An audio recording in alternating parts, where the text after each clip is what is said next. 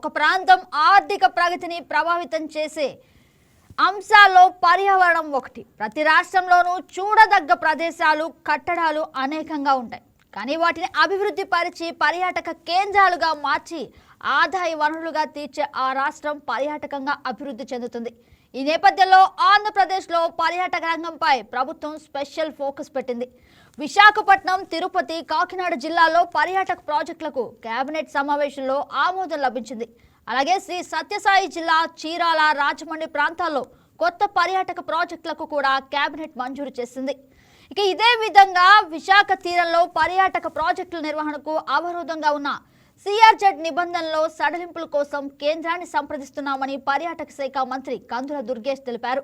విశాఖను hub and spoke మోడల్లో అంతర్జాతీయ స్థాయిలో అభివృద్ధి చేస్తున్నామని, సీ ప్లాన్, క్రూజ్ సర్క్యూట్, హెల్ టూరిజంపై దృష్టి సారించామని, అలాగే అడ్వెంచర్ యాంకర్ హబ్గా తీర్చిదిద్దుతున్నామని వివరించారు. ఇక విశాఖపట్నం పరిసర ప్రాంతాల అభివృద్ధికి 8,650 కోట్ల పెట్టుబడులతో 50 MOU ఒప్పందాలు కుదుర్చుకున్నట్లు మంత్రి తెలిపారు. హబ్ అండ్ స్పోక్ మోడల్ విశాఖను అంతర్జాతీయ స్థాయి పర్యాటక కేంద్రంగా అభివృద్ధి చేస్తున్నామని వివరించారు. ఇక విశాఖలో వినోదాత్మక కార్యక్రమాలు నిర్వహిస్తే అక్కడి నుంచి పర్యాటకులకు విదేశాలు వెళ్లాల్సిన అవకాశం రాదని పలువురు అభిప్రాయం వ్యక్తం చేస్తున్నారు. ఇక అదే విధంగా మనం చూసుకున్నట్లయితే సింహాచలం దేవస్థానానికి 54.4 కోట్లు, స్వదేశీ దర్శన్కు 2.0 కింద బొర్రా గుహల అభివృద్ధికి 28.87 కోట్లు మంజూరు చేసి పనులు వేగవంతం చేశామని పర్యాటక శాఖ మంత్రి వివరించారు. అలాగే Rushikonda, Thimmapuram, Sagar Nagar beach, Gosthani backwaters లో స్కూబా డైవింగ్స్, అలాగే పారా మోటరింగ్ వంటి 10 రకాల జల క్రీడలు కూడా ఏర్పాటు చేస్తున్నామని మంత్రి పేర్కొన్నారు.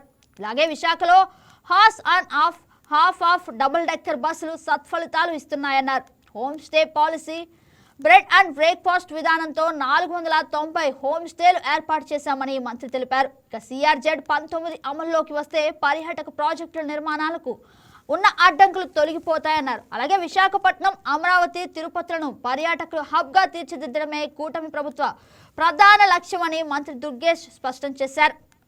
ఇదే అంశం గురించి మరింత సమాచారం మా ప్రతినిధి అందిస్తారు. ఎస్ రాఘవేంద్ర, చెప్పండి.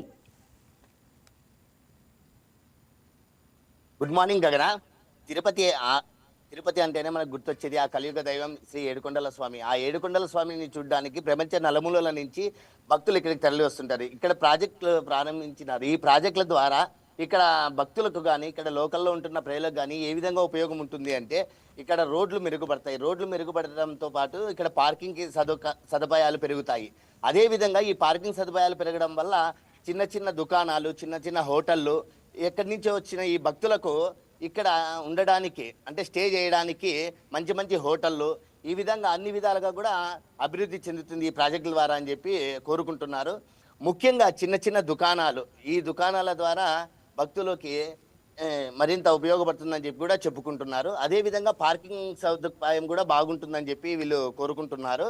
ఇక్కడ లోకల్ క్యాబ్ డ్రైవర్లు కానీ, తర్వాత తదితర లోకల్ వాళ్ళకు కూడా ఎంతో ఉపయోగపడుతుందని, ఈ ప్రాజెక్టు త్వరగతిన పూర్తి చేయాలని చెప్పి ఇక్కడ లోకల్ వాళ్ళు కూడా కోరుకుంటున్నారు.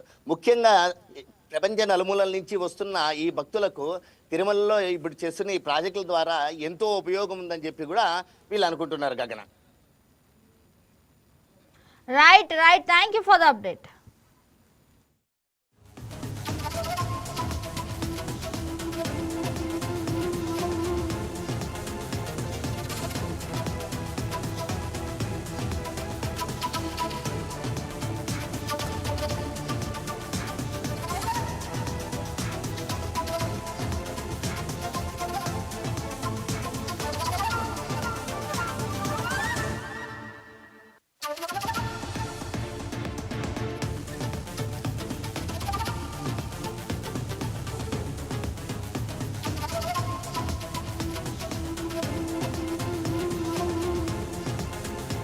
Please subscribe to YK TV Network. Please subscribe to YK TV. Please watch YK News.